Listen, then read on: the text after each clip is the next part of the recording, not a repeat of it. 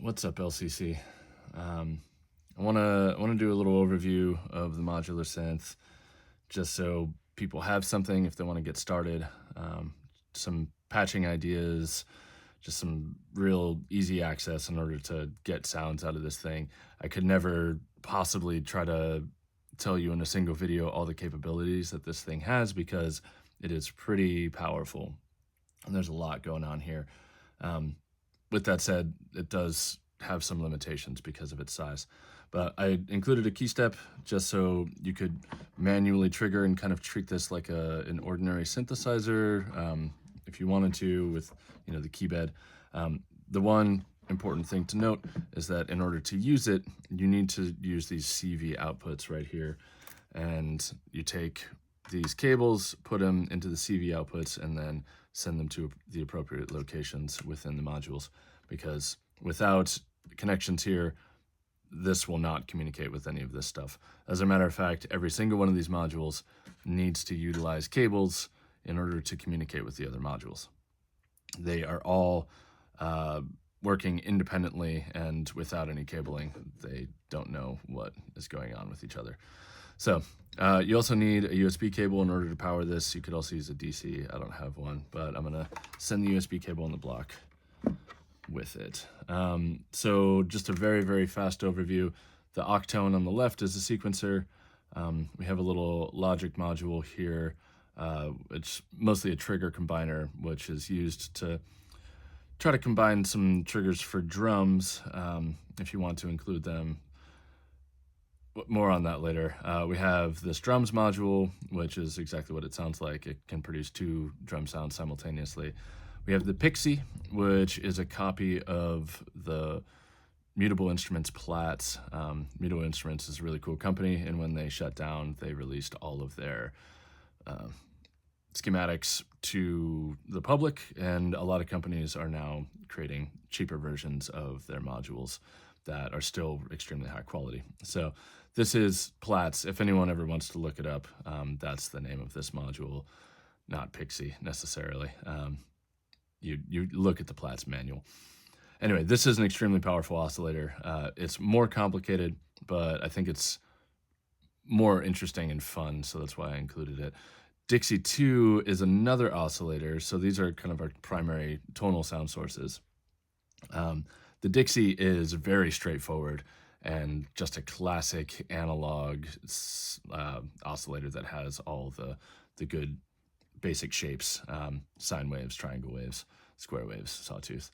So that's a great place to start. It can also go into LFO mode, low frequency oscillation. We have a Behringer envelope and LFO here. This is just two basic envelopes and an LFO. The envelopes have manual gates or triggering, which is kind of fun because then you don't need an exterior source in order to initiate the envelope. I'll show you what all that means later. We have the Mega Milton here, which is a utility module. It has a bunch of cool stuff in here that we won't get into until a little later. We have Waves, which is another Mutable Instruments clone. The original is called Ripples, and it is just it's a filter. It can do high pass filtering, low pass filtering, band pass filtering.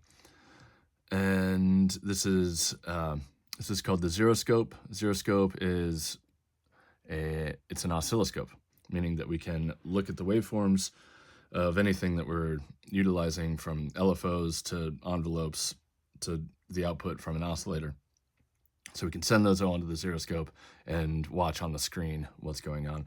This module will not affect the sound in any way. This is just for educational purposes to really see what's going on.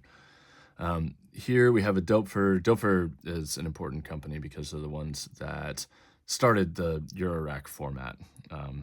There were modules and things from big companies like Moog for a long time, and Buchla. But Eurorack was invented by Doepfer. It was like a consistent thing that a lot of companies could participate in. So gratitude to Doepfer. This is a quad VCA, meaning it's an amplifier with 4 different channels. So you can have a different thing going into each channel, and then you can mix them together, or you can output them separately. And importantly, it has CV control, meaning that you can have some outside source like an envelope control the volume of the thing over time. So this is vital in separating out distinct notes. Oscillators just output a continuous oscillation forever. There's no distinguishing the notes. They can change pitch and everything, but it's always on. The VCA is what we use in order to turn the note on and off. So this is an important component. We have a multi-effect here from Tip Top Audio, the Z5000. It can do reverbs, it can do delays, it can do pitch modulation and various other effects.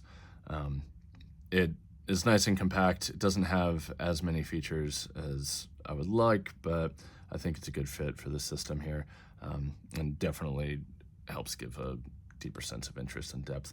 So worth utilizing. We have a little end of the chain mixer right here. We can theoretically mix 4 channels, and 2 of them can be line level. So modular level is considerably higher than line level. So you have to be careful. If you ever take modular level directly out, meaning if you were to come out of an oscillator, say one of these jacks, and go directly into I don't know, your stereo system or something, it's going to be extremely hot. It outputs at 5 volts rail to rail, which is considerably higher than regular audio, which like line level audio. So you have like instrument level, and then line level is a little louder, and then modular level is very high. So you almost always want to attenuate, meaning turn down modular level before going out. So that's why you have this output module here. But briefly on this final mixer, these top 2 are modular level, meaning standard. You can input into the A and B and use these as just basic gains in order to mix everything together, and that's all well and good. You can also use the bottom 2 for that as well, but they are intended, not necessarily intended, but they have the capacity to be able to amp up line level sources, meaning if you want to put your phone or some other sound source into the modular so you can mess with it, or just so you can hear it on the output through your headphones, you can plug those into C and D and then amp them up, and they'll come up to modular level with the other stuff. So that's why we have these 2 sections here. These are intended for modular levels. These ones can amp up line levels, but they could also receive modular levels if you want.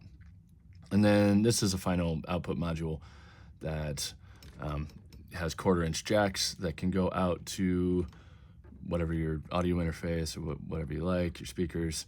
It also has 2 headphone ports, which is nice, so you can listen with a buddy if you want, each with their own little level there. And then of course you have the primary output level and a meter. And then this final module on the right side is the power module. So the entire rack is powered by ribbon cables that are hidden in the back, and this is the module that's providing power through those ribbons in the back. So if you want to turn it on and off, you just use that switch. Of course, you have to make sure that it's plugged in here in the front. All right, so let's look at some real basics here. Like I said, modules, these oscillator modules are always making sound. So if we take from the Dixie and we plug in to the left here,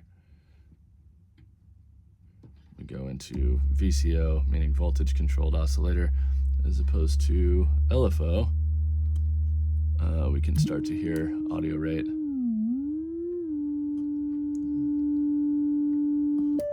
So we have octave switch,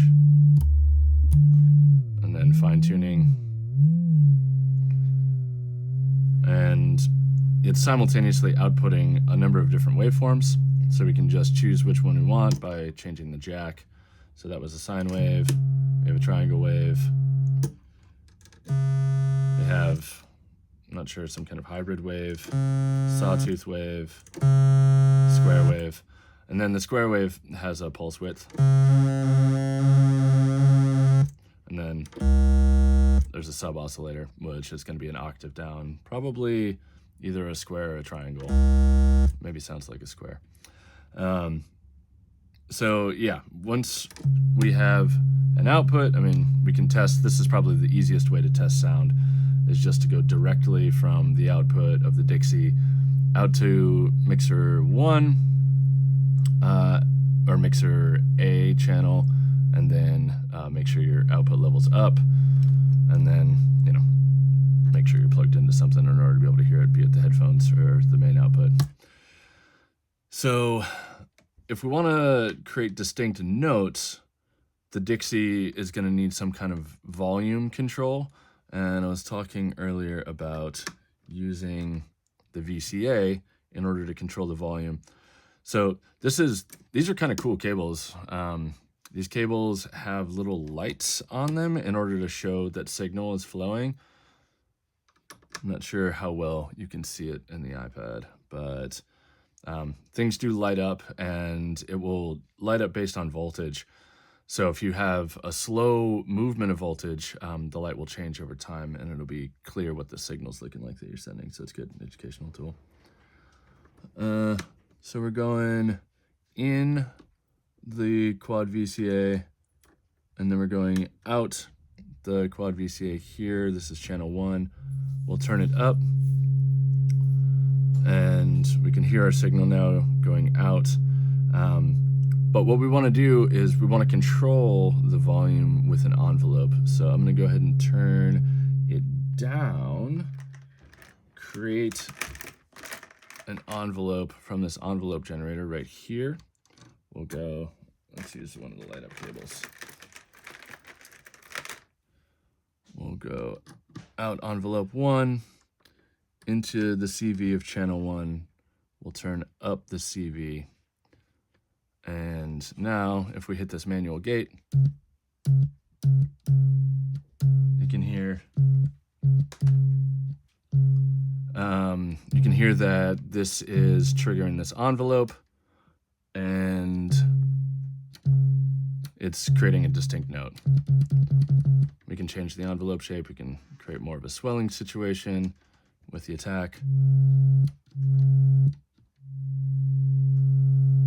If we want it to persist after I let go of this manual gate, we can add some release. Like that. Maybe something a little more plucky. So that is the basic signal path of making discrete notes on here. If we want to have a signal that's a little more harmonically rich, let's say we want to do a sawtooth wave, we can switch over the waveform. But a lot of times sawtooth waves, especially if we extend out this envelope, can be kind of harsh, and nobody wants to listen to that for a long period of time. So we can run, instead of going directly into the VCA, we can run it into the filter first. And then there's 2 inputs on the filter. The top one will be controlled by this volume knob right here that's above it. The bottom one is not, I believe. Take everything I say with a small grain of salt, because not all these modules, I don't have a huge degree of familiarity with all of them. So we're going from the low pass LP back into the in of the channel 1 of the VCA. And now, when we manually trigger that envelope, we can notice that we're not nearly as harmonically rich because we can filter things down with this cutoff frequency. Of course, we can add resonance.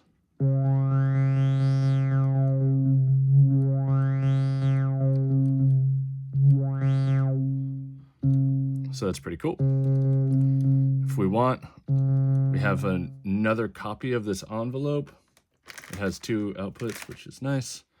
We can take a copy of output 2 and pump it right into the filter here. This is going, you can see a line that goes from this jack up to the filter frequency. And in between, there's this knob here, which is called an attenuverter.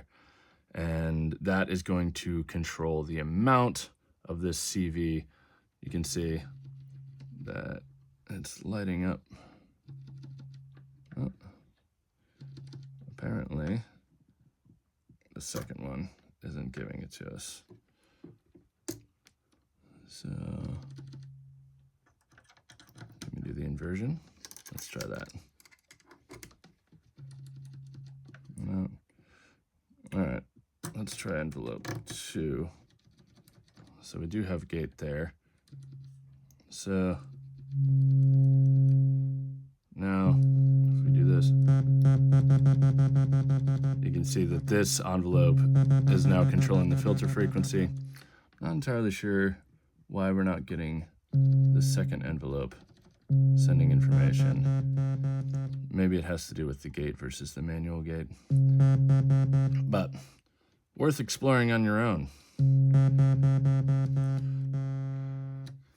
So now, I'm sure you're asking, why are we pushing these buttons when we could be pressing the keys on this key step? So let's do that. Get a couple longer cables. We're gonna go from the back of the key step, pitch. Pitch is gonna go into 1 volt per octave. Every time you see 1 volt per octave, that means that it's directly related to the pitch of the oscillator. We even have that on the waves filter, because if you turn up the resonance, it should like self-oscillate, I think. But we're not gonna hear that because of the, there it is. You can hear this high frequency in there. But we'll worry about that later. All right, so I'm going from the pitch output on the back of the key step, and we're going into the volt per octave on the Dixie. That means that if I turn this up,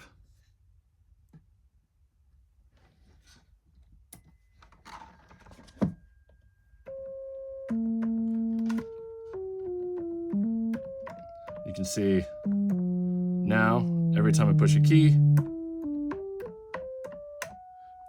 it's changing the particular pitch that's coming out of the Dixie. We've lost our distinct notes because we need to send a gate signal. So I turned this up just so we could hear it. We turn this back down. Now we need to go gate into the envelope. So we're gonna go gate out of the back of the key step. We're gonna go gate in to the envelope. And then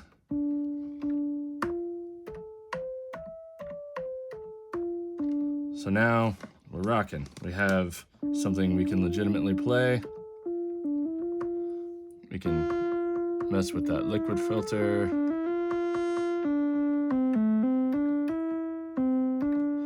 We can change our envelope a little bit if we want to, make something very kind of quick and plucky.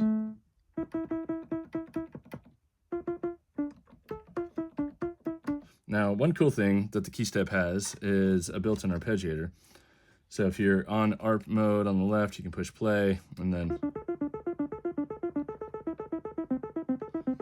do that. You can change the rate on there.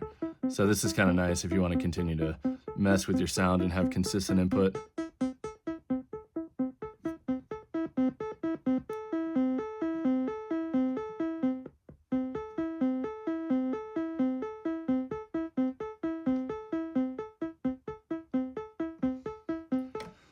So there's that.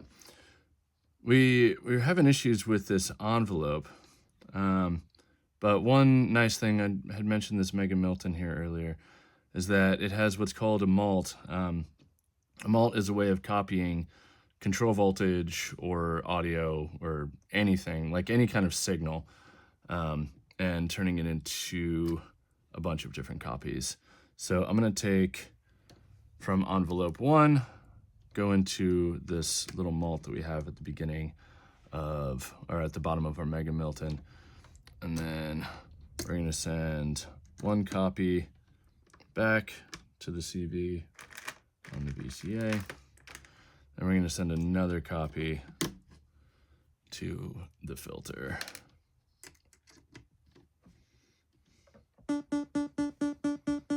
So you can see now that we're taking that envelope signal going into the mult, and then that mult is sending out the same signal to two different locations. We can kind of mess with this.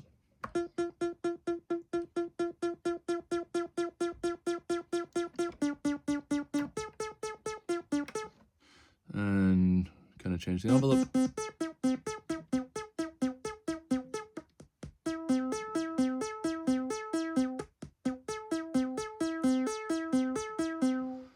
So now we have a pretty basic classic synth sound. We can, of course, change the oscillator. We can do a number of different things with this. We can add some effects to it. I said we have the multi-effect over here. So let's, for fun, just add some reverb.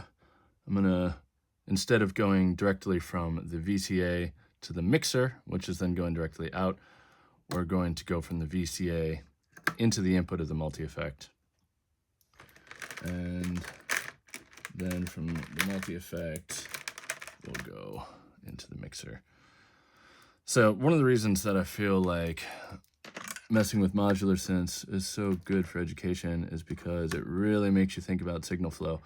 Nothing is going to get anywhere unless you're accurately following the way that the audio is progressing through the entire system. So right now we have it going from the Dixie oscillator into the filter into the mixer, or this VCA. Then from the VCA, we're going into an effects machine, and then we're going into this mixer, and then we're going to the output module. So that's a lot of steps to keep track of. It becomes easier and easier the longer you spend doing it. But let's see what we got here. All right. So we have a reverb going clearly. You can kind of change the parameters on that.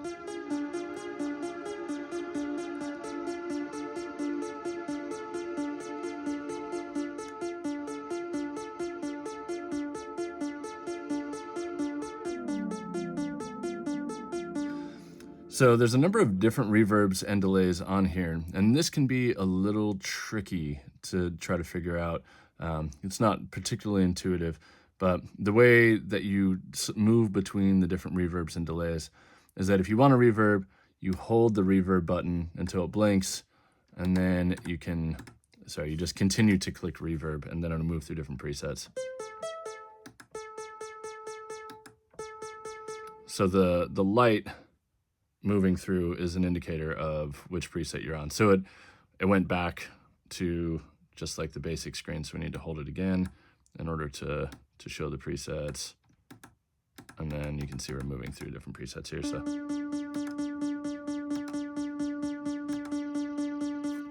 don't know how well you can hear, but we are changing the sound.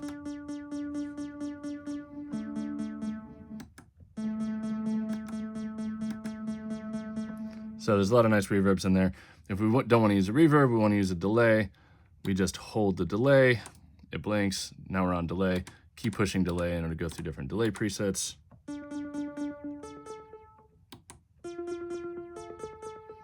then, of course,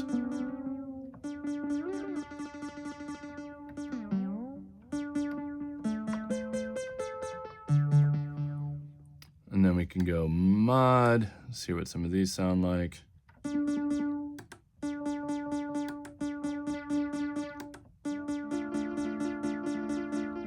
Oh, that one has give kind of a chord quality to it. So anyway, that's cool. I'm gonna go back to reverb for now, just because it's simple and easy. And now let's alter the signal path a little bit. Let's try the Pixie oscillator instead. So I'll go out the main of the Pixie oscillator, and then we'll go into the volt per octave with the pitch. So pitch is coming from the key step going into the volt per octave of the Pixie. The main out of the Pixie is following the same signal path. It's going through the waves filter and all that. Let's kind of change this envelope a little bit. And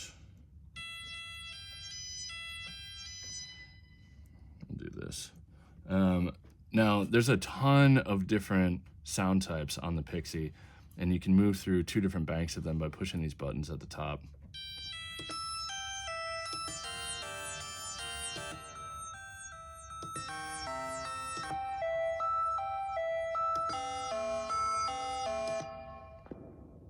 Some of them are not even really tonal, they're just kind of percussion, like this is cool. And this is part of the reason why I wanted to include the Pixie, is because you can start doing really weird stuff.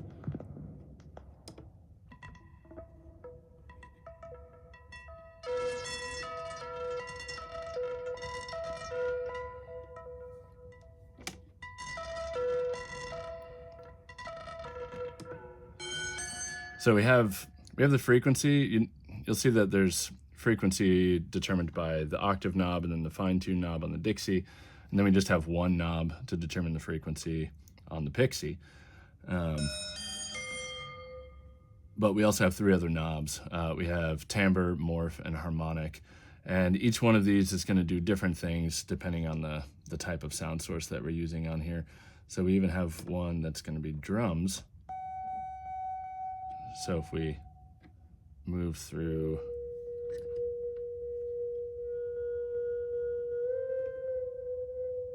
it's not particularly drummy. Well, part of the reason that this isn't working for us is because the Pixie is extremely self-contained in the sense that it has a lot of the elements that exist over here within it. So we don't even need to go into the filter. We don't need to go into the VCA necessarily. We don't need to use envelopes or any of this stuff. So I'm actually gonna unplug all of it and show you how simple the Pixie can be. No filter, none of this. We're just gonna go directly from the Pixie to the in, and then we will take, let's turn this down for a second. We're gonna go from the gate out, meaning the gate is the indicator that the key is pressed. And when it's pressed and when it's no longer pressed, that's the gate. It's like the on-off signal of the key. And then we're gonna go into this trigger input on the Pixie. So gate to trigger. Gates and triggers are very similar to each other. Triggers are instantaneous. Gate signals are longer duration. So a key is usually a gate because it's on and it's on for a while and then it's off, whereas a trigger would just be a hit as soon as the thing gets pushed. Now that we have the gate going into the trigger, we can probably start to get more of these. This is supposed to be a snare drum. Let's see if we can actually turn it into a snare.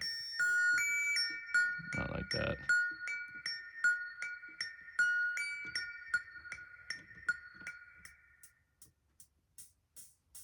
It's getting closer.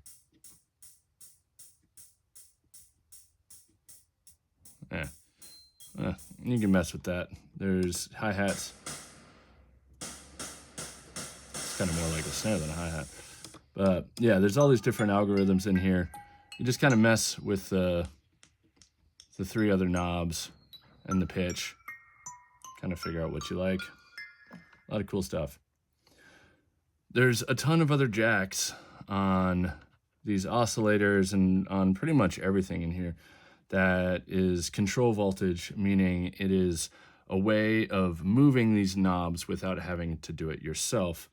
So let's say we wanted to move this timbre knob up and down. Let's see if we can find a sound that makes sense.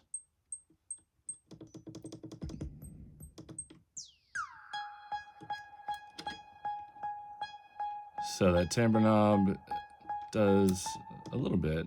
Let's see if this one is more pronounced. Let's try the format.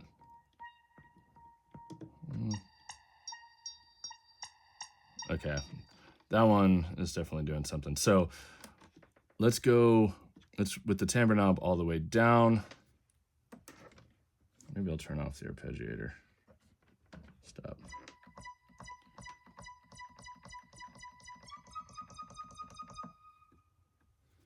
We're gonna have this LFO right here, which is a low frequency oscillator.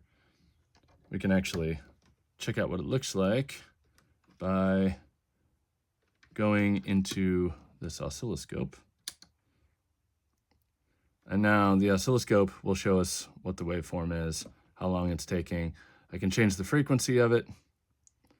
And you can see, I don't know how well this is coming through on the camera, but you can see the different waveforms appearing based on the frequency. You can also see in the cable itself, that's the really cool thing about these cables, is the oscillation between positive and negative voltage in the cable. We can change the shape of the waveform. We can do kind of a triangular one. We can do a square wave. We can do a sawtooth or a ramp, 2 different directions. Again, we can change the frequency of it. So let's take this. Though this is also important that if you want to be able to view what the waveform looks like and use it at the same time, you can plug it into the top. We're witnessing the waveform. It creates a copy of it going out the bottom. So I'll send this copy out to this jack, which you can see through the line connects to the timbre knob. This attenuverter is turned all the way up, meaning we're giving it maximum signal.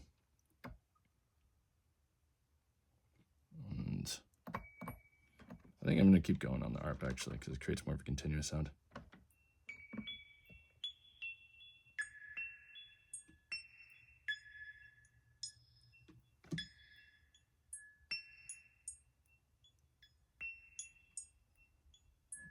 Let's go down an octave.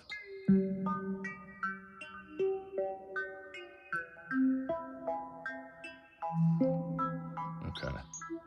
So hopefully you can hear that this this LFO is changing the timbre knob over time. If we were to unplug it, it's just continuous doing the same thing. But when we plug that in, this LFO here is moving this knob up and down. So that's pretty cool. We don't need to use the key step though. If we want to come up with a different approach, we have this sequencer over here, the octone. And this is probably the last thing I'll talk about. I may touch on the Mega Milton a little bit just because it is useful, but I think we've covered the basics of a lot of other things. The octone is a sequencer, and that means it's going to be able to produce triggers, gates, pitches, all on its own. So bye-bye key step. We're moving to octone land. So we're going to take the gate out at the top left of the octone here. That's going to go to, whoa, that's pretty cool. That's going to go to the trigger in on the Pixie. Again, if we were using a more traditional setup where we had the VCA and the envelope and such, that would go to the gate in of the envelope. Gate out to gate in. Makes sense, right? And then the volt per octave, meaning like the pitch on the Pixie, is going to come from the pitch out on the bottom right of the octone. Now, I had this set on tuning mode, but if we push it all the way to the left, now we have this little sequence that's going. In the center, we have the rate knob. So that'll determine how quickly the clock moves. If you're trying to get really fancy, you can actually sync clocks between the key step and the octone. But we won't get into those types of details right now.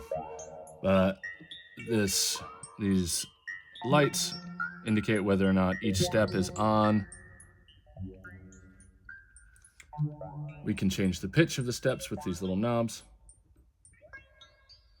And right now it's just on a chromatic scale. But if we push this button down at the bottom, it says scale, We can force it into a major scale or a major pentatonic.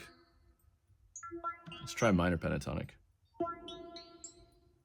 Major pentatonic and minor pentatonic are kind of the same, but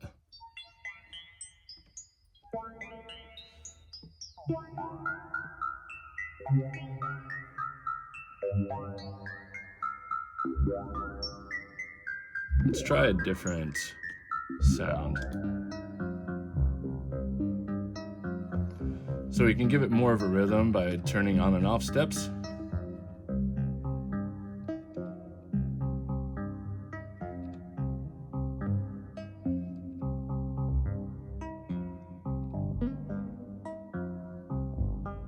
It even has a glide on here.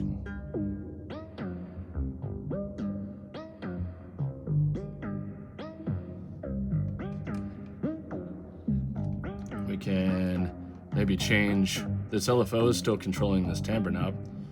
Let's see what happens if we speed that up.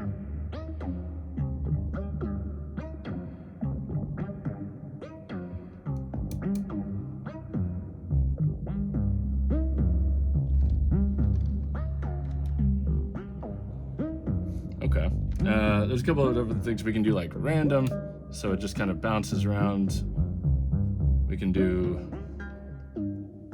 pendulum. This is all about the sequence that it's moving through, so now it's kind of going around and then turning back the opposite direction. There's ratchet mode up here, which, again, all this stuff, it's better to just look at the manufacturer's tutorials on YouTube or something, and they'll explain all the functionality of each one of these modules in much greater detail than I can right now. Oh, this is the length of the sequence overall right here. So if you just want it to be a 3-step sequence, you can have that 2 steps.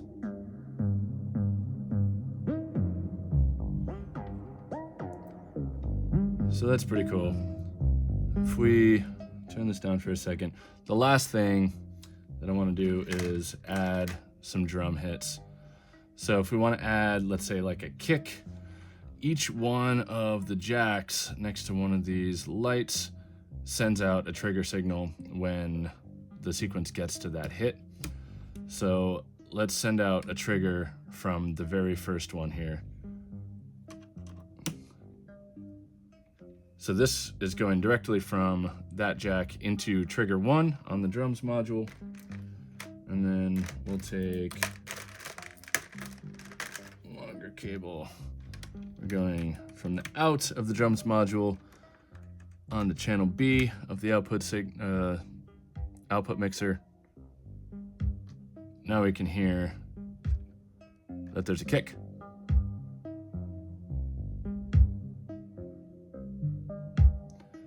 Now, if we wanted maybe another sound like a snare, let's see. Let's put the snare here randomly. Put that into trigger 2, but now they're making the same sound.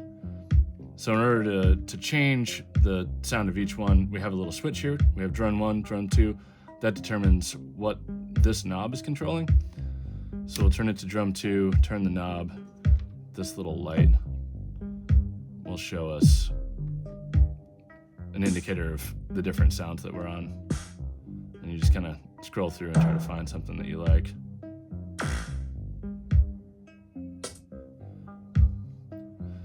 So you're like, all right, I have 2 trigger inputs. That means that I can have 2 drums total. Well, that's the whole point of this thin little module right here, which is a trigger combiner or an OR module. So if we instead take the kick and put it into the top OR, and we can add another one. Let's just put it in this one into the next OR. And then we'll take from the equals out to the trigger. So now we have 2 kicks. So this is really just a way of combining all of these triggers that are coming out of the octone and then sending it to the drums. Right now we're bypassing the effects on the drums. So the effects are only on the synth right now. The drums are coming in clean with some clever mixing, utilizing the VCA or the Buddy, or like a number of different ways. Even this Mega Milton itself has a mixer on here that could combine the signals. So like, let's just try it. We'll go into this one right here. It says mix, go into the in on the Mega Milton, and then we'll take the drums, which are here, go into the other in on the mixer, and then the out from that mixer back into the effects. Now you can hear this reverb going on the drums. So again, just a little nice internal mixer on the Mega Milton. This thing has a couple other uses. It has a line to Eurorack, so if you want to plug your phone in, it'll bring it up to Eurorack level, and then you can incorporate it, or any other signal for that matter. We have an attenuator here. Attenuator just means turning down. So this is a way of reducing the gain of maybe like this. If this LFO is too strong for your purposes, you can go out of the LFO into the attenuator, then you can turn it down, and then you can send that turned down signal to whatever destination you want. Slew is kind of like the glide over here. It just takes two discrete points and draws a smooth line between them, and you can determine how long that takes by changing the knob. So good for pitch bends, good for just kind of sliding between any two discrete positions of voltage. Then you have sample and hold. You have a noise source. Like if we take this noise, this is gonna suck, but we can add noise to stuff. Noise can be really useful if you want to combine it with stuff and then run it through a VCA and make it short. You can even make like hi-hats and things just by using white noise as a sound source. The noise is attached to a sample and hold. Sample and holds are they're ways of creating random voltage, usually timed to some kind of trigger signal. So it's sampling the noise at any particular point and then using that, holding onto that, and then sending that to a destination. Difficult to explain, best shown in practice. But if you want to use a sample and hold, this is a great source for it. And then we have a malt at the bottom. Malts are the opposite of a mixer. You can send one source into the malt, and then you can have 3 copies of that source. So that can be an LFO signal, it can be a trigger signal or a clock or anything, and then you can have 3 copies of that you can send to multiple locations. So if you want the envelope to go to a bunch of different places, you can send it into the in of the malt, and then you can have 3 copies of that envelope to use as you like. So that is really the best overview that I can give off the cuff of what's going on here in this modular rack. There is a lot of potential. I promise you that the amount of different sounds and things that you can get out of this are really vast. You can combine the key step with the octone sequencer if you like. You can use the Pixie as a drum or as a drum source, and then the Dixie can be your bass line, and you can even use the waves filter as an oscillator if you want. You turn the resonance all the way up and it'll just self-oscillate and it'll create a sine tone. There's a lot of power in here. Obviously the multi-effects can do some really cool things.